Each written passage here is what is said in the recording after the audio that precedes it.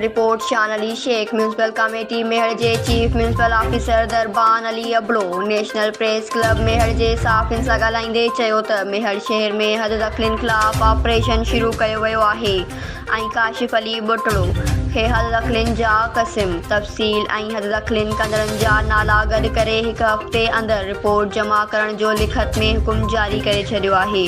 जॾहिं त म्यूनसिपल मेहर जे समूरनि गैर हाज़िर ऐं सफ़ेद पोश मुलाज़िमनि जी लिस्ट जारी कंदे खेनि शोकाज़ नोटिस जारी करे छॾिया आहिनि। म्यूनसिपल जी सफ़ाई वारे अमले में 250 मुलाज़िमनि खां सिर्फ़ 150 मुलाज़िम कमु कनि पिया, बाक़ी गुम आहिनि जिन ख़िलाफ़ कार्रवाई करे रहिया आहियूं।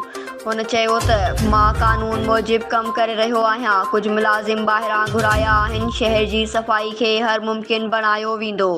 सफ़ेद पोश मुलाज़िमनि खे ड्यूटी करणी पवंदी। नेशनल प्रेस क्लब मेहर जे साफ़िन सां हिन वधीक ॻाल्हाईंदे चयो त कुझु माण्हू मूंखे धमकाए रहिया आहिनि जिन जा सबूत मूं वटि आहिनि, पर मां को बि गैर क़ानूनी कमु न कंदसि। मेहर शहर जे 2 महीननि अंदरि मुकमल सफ़ाई करे शहर जे सूरतहाल बहितर कई वेंदी। मेहर जे 14 वार्डनि ते हिकु इंस्पेक्टर ऐं 8 सैनिटरी वर्कर्स मुक़ररु कया छॾिया आहिनि। मूं गाॾियूं ऐं कुझु मुलाज़िम ॿाहिरां घुराया आहिनि त जीअं शहर जो गंद साफ़ करे सघिजे।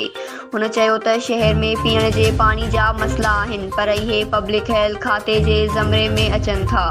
असां उन्हनि सां मिली करे वाटर सप्लाई स्कीम सां लाॻापियल मसइलनि खे बहितर करे रहिया आहियूं। शहरी ताउन कनि।